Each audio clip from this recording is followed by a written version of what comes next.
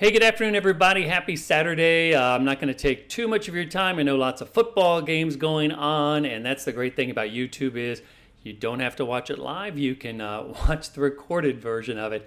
You can also find it at craigsetzer.com. Hey, if you like what you see here, be sure to click the like button.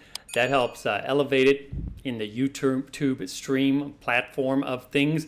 Click the subscribe and the notification buttons as well. As I like to always do, let's get right to what's going on. What are our threats and preps areas? Then after that, if you're like, it's not me, I'm good, then by all means you can click off because I like to kind of put the headlines first, not bury the headline, and then talk about what else is going on. Well, we're talking about Julia, just about to become a hurricane. Pretty impressive on the satellite this afternoon. Hurricane hunters have not quite found winds.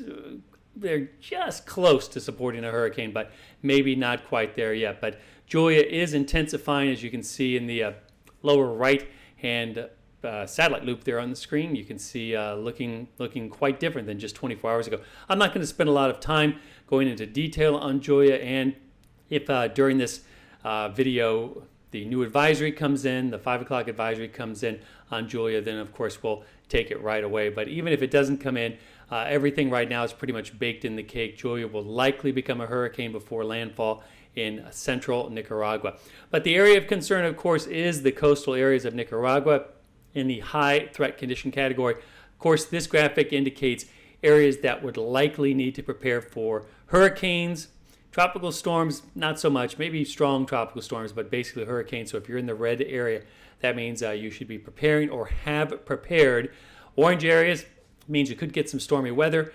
Pay close attention. The green area, just kind of pay attention. You may or may not get some stormy weather there. In the blue area, that means there is no threat of hurricane preparations needed in the next 5 days. So as you can see, we are looking pretty good there.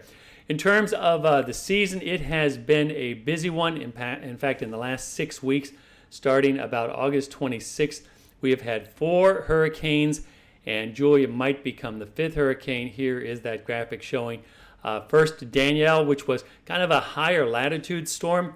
Didn't really have true Cabo Verde, I'm used to saying Cape Verde, Cabo Verde origins there, coming across the Atlantic from a tropical wave. Danielle started in the higher latitudes but did become a hurricane. Then, of course, we had Earl, which was a close brush to the Northeast Caribbean. Fiona, which was a big rainmaker for Puerto Rico. And then, of course, after that, we had Ian, which was a disaster in southwest Florida. In fact, much of Florida feeling the impacts from Ian. And then eventually the Carolinas as well. And now we have Julia, which is probably going to be a big flood event for Central America there as well. In terms of what else is going on out there, this is the, and I'm not going to spend a lot of time on this. Once again, it's a Saturday. This is the computer model forecast from the GFS ensembles, and basically what we're looking at here is you can see right there in the bottom left of the screen, that's Julia there, forecast across on into the Pacific now, the Eastern Pacific, and could, if it maintains its circulation, remain Julia. And if it falls apart, it would become a new name system in the Eastern Pacific. But look at that, the rest of the Atlantic, the Gulf of Mexico, and the Caribbean, pretty quiet. You see a few little lines pop up here or there.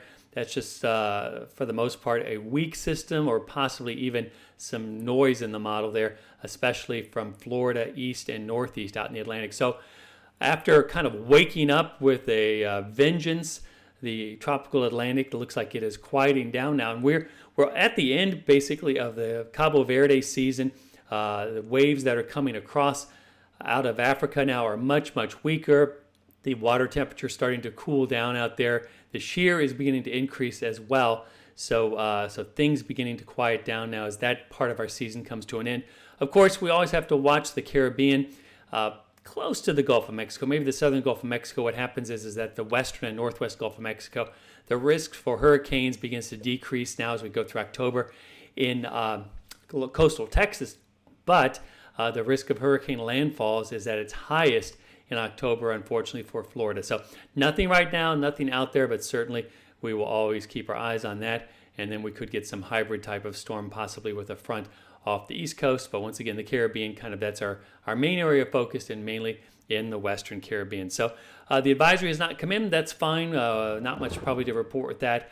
Once again, I think it will say that Julia is on the edge of becoming a hurricane, but will likely become a hurricane before making landfall late tonight and tomorrow, impacting Nicaragua there and parts of Central America. Of course, if you like the videos, please hit the like button, subscribe, and get the notifications.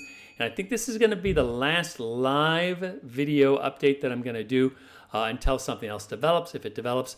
In the meantime, though, I'm working on some content for posting. I don't know if you get notifications when I post content. Maybe you do, but I don't think I see any need to go live here in the time. And then I'm thinking, what happens after hurricane season? Do we put this to sleep and wait until next hurricane season or next spring? I don't know, but I'm open to suggestions. So if you have any thoughts on that, just be sure to leave it in the comments. As always, I try to respond to each and every comment. So once again, thanks for watching. And if anything pops up, I'll be back here live.